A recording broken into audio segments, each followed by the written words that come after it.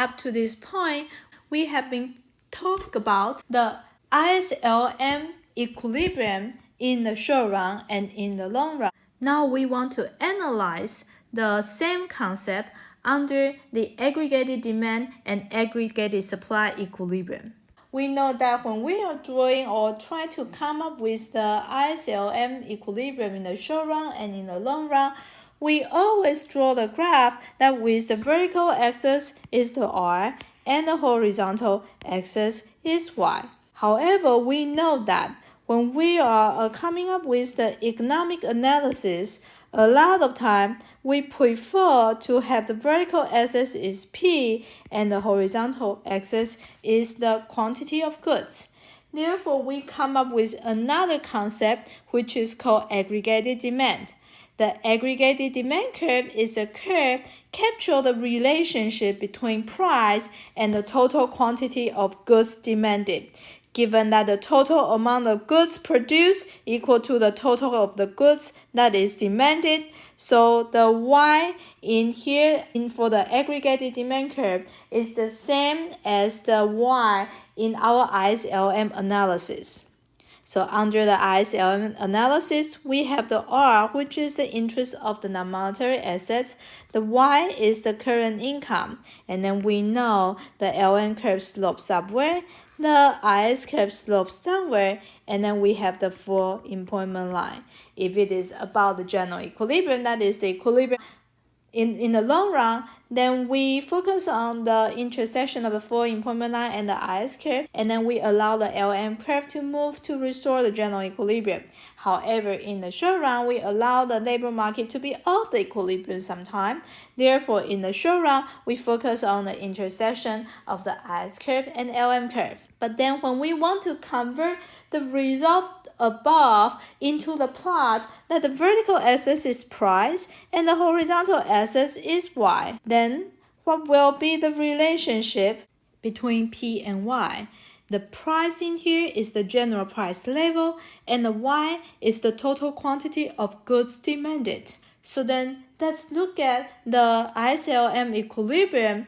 It turns out that if we want to determine the relationship between P and Y, then given that in the graph of the ISLM equilibrium, we already have Y on the horizontal axis. In order to come up with the relationship between P and Y instead of R and Y, what we need to do is that we need to change the P to see how does P affect the ISLM equilibrium. Thus, we know that when the P increases, it implies that the LM curve needs to shift to the left. When the LM curve shifts to the left, the economy will end up to have a lower Y. Therefore, we know that the Y should fall. So then if we look at this relationship, we will get that there exists a negative relationship between P and Y. Therefore, we know that the aggregated demand curve is a curve slopes downward. So then when there's certain thing happen in the economy that it shifts the LM curve to the right, this change can be something different from changes in the price, then we know that the economy needs to have a higher Y given the same price level. So then the LM curve shift to the right implies that the aggregated demand curve needs to shift upward. Similarly, if the IS curve shifts to the right, then what it ends up is that the economy will also end up to have an equilibrium with a higher Y. Therefore, given the same price level, the Y is higher, so it also implies that the aggregated demand curve needs to shift upward, or you can say it shifts to the right. In other words, the right shift of both the LM curve and IS curve will shift the aggregated demand curve to the right. The left shift of the IS curve and LM curve will cause the aggregated demand curve to shift to the left. However, the causes of the shift of the S curve and LM curve cannot be due to changes in the price, because when the price got changed, even though that the LM curve will shift, but it is how we derived an aggregated demand curve. So then when the price got changed, then the equilibrium will move along the aggregated demand curve instead of shifting the aggregated demand curve. Now let's move on to talk about the aggregated supply. The aggregated supply curve captures the relationship between price and aggregated output that firms supplies. Therefore, we claim that in the short run, the aggregated supply curve is a curve that is horizontal. Let's see why.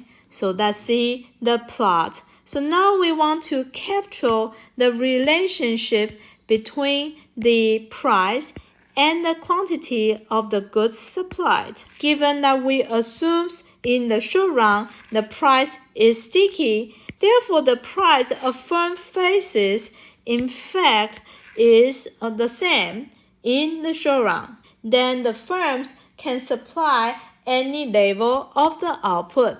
Therefore, we argue that in the short run, the aggregated supply curve is a horizontal straight line. So then what will be the factor that shifts the short run aggregated supply curve? Well, whatever factor that changes the price will changes the short run aggregated supply. So then how about the long run aggregated supply?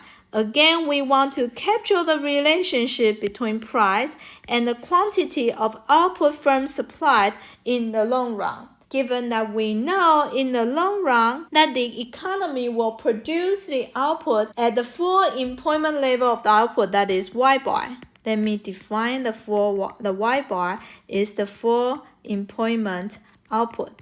So then we know that in the long run, the level of the output is fixed because it is determined by the full employment level of output. Also, in the long run, the price can be at any level. Therefore, we know that the long run aggregated supply curve is a vertical line. So then what will be the factor that shifts the long run aggregated supply curve? Then it's very straightforward. Whatever factor that changes the full employment output will shift the long run aggregated supply curve. So then what will be the equilibrium for the whole economy? Given that there is short run aggregated supply curve and the long run aggregated supply curve, we claim that the equilibrium that described by the aggregated demand curve and the aggregated supply curve are as follows. In the long run, equilibrium will be determined by the long run aggregated supply curve and the aggregated demand curve. And in the short run, it will be determined by the short run aggregated supply curve and the aggregated demand curve. So then here comes the question, why there is no short run and long run aggregated demand curve? Well, because the aggregated demand curve is determined by the intersection of the S and LM curve, which is the short run equilibrium. So then it has nothing to do with the labor market, so then there is no long run aggregated demand curve. But for the aggregated supply curve, because the aggregated supply curve is about how much goods that is produced by the firms, and the firms' production process have both the capital goods and the labor that they put into the production process, and then it produces goods. Therefore, it has something to do with the labor market equilibrium. Therefore, there will be a short-run aggregated supply curve and long-run aggregated supply curve. In sum, under the ISLM analysis that we talked about before the discussion related to the aggregated demand and aggregated supply, we have the short-run and long-run ISLM equilibrium. We know that in the short run, the equilibrium can be a partial equilibrium, and it is determined by the intersection of the S curve and LM curve. However, in the long run, it is about the general equilibrium. It has to be the intersection of the four employment line, IS curve, and LM curve, such that the money market, the labor market, and goods market all restore the equilibrium. So then how we determine the intersection that illustrating the general equilibrium is that we first identify the point where the labor market is on the equilibrium, the goods market is on the equilibrium. Therefore, it is the intersection of the four employment line and the IS curve. And then we allow the price to move such that the economy will restore the general equilibrium, and such a move will shift the LM curve to cross the intersection of the four employment line and IS curve. However, when we are talking about the aggregated demand and aggregated supply, it is another perspective analyzing the equilibrium under the Keynesian view. In the long run, of course that the economy restore the general equilibrium. Therefore, the aggregated demand and aggregated supply model tell us that the long run equilibrium will determine by the long run aggregated supply curve and the aggregated demand curve. However, in the short run, the aggregated demand and aggregated supply model tell us that the short run equilibrium will be the intersection of the short run aggregated supply and the aggregated demand curve. So what we want to do next is that we want to go through our earlier example about the increase in the money supply, and we want to see how does it affect the AD and AS models equilibrium. It turns out that when we want to capture the short-run equilibrium, we first look at what should be the equilibrium look like before the shock and after the shock. The shock in here is an increase in the quantity of money supplied. It turned out that in the short run, when there is an increase in the money supply, it will shift the LM curve to the right, because when there is more money supply, it will associate with the lower R. So holding all the other things being equal, the LM curve need to shift to the right under the SLM analysis. And because of that, it implies that holding all the other things being equal, the aggregated demand curve need to shift to the right. That is because, as we mentioned earlier, that when the LM curve shifts to the right, the aggregated demand need to shift up to the right. Therefore, we know in the short run, given that the price is sticky, that somehow the economy will have the same price level, but then the output will increase temporarily. So how about in the long run? Let's look at the diagram again. So in the long run, we know the long run aggregated supply curve is now vertical, because we know the output need to be at the full employment output in the long run, given that the vertical axis is P and the horizontal axis is Y. We know that the aggregated demand curve was originally at here, and in the short run, it somehow moved to the right. So this is the short run impact. But then in the long run, we know that the LM curve need to shift back to the original level, because the full employment line doesn't change, the ISLM curve doesn't change. Therefore, the ISLM equilibrium tells us that the LM curve need to shift back to the original position. However, given such a shift that the price need to increase, then the LM curve will shift back to the original position. However, such a shift will not shift the aggregated demand curve, because when we want to determine the aggregated demand curve, we want to convert the ISLM equilibrium into the plot that the vertical axis is P and the horizontal axis is Y. When we do such a conversion, we already allow the P to adjust such that we come up with the negative relationship between P and Y. Because of that, we know when the LM curve shifts back, somehow the points implies that it is moving along the aggregated demand curve back to the original output level, but with a higher price. So this result is exactly the same as what we learned before, that we know in the long run money is neutral. Therefore, under the ICLM analysis, we learned that the economy will restore the original equilibrium with a higher price. In here, we analyze the same event with the ADAS model, and we turn out find that the equilibrium also suggests that in the short run, the price is sticky, and then the government can be able to raise the output up a little bit in the short run when there is an increase in the money supply. However, in the long run, money is neutral, therefore the economy will switch back to its original level of the full employment output, but the only difference before and after the money supply increase is that the price level increases due to this particular event. So this completes the illustration about how to use the aggregated demand and aggregated supply model to come up with the Keynesian view of equilibrium. Now I would like to talk about an advanced version of the aggregated supply curve.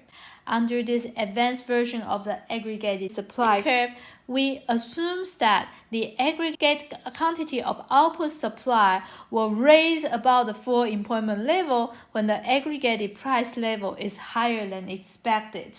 Because of that, we can draw the diagram for the aggregated supply curve that the vertical axis is P, the horizontal axis is the Y. And then before we talk about the advanced version of the aggregated supply curve, we said that the short-run aggregated supply curve will be a straight line, that is a horizontal straight line. But if the price level is higher than the price level expected, for example, that the expected price level is here, then given that the actual price is higher than the expected, people are willing to produce more than the full employment output. So that assumes that if the economy's expected price is at this level, then the economy are willing to produce this output level, that is at the full employment output. However, when the price goes higher than expected, that is this value in here, then people are willing to produce more than the full employment output. In other words, the misperception theory tells us that the short-run aggregated supply curve will be a line that slopes upward. However, in the long run, we know the economy needs to restore the equilibrium such that the output is at the full employment output level, but the price can be at any level. Therefore, the long-run aggregated supply curve will remain as vertical. So this is an advanced version of the aggregated supply curve. For this particular class, I will stick to the traditional aggregated supply curve and aggregated demand curve, which means that without specifying explicitly, our short-run aggregated supply curve is a horizontal line instead of a line sloping upward. So this complete the discussion related to the aggregated supply curve in the advanced version.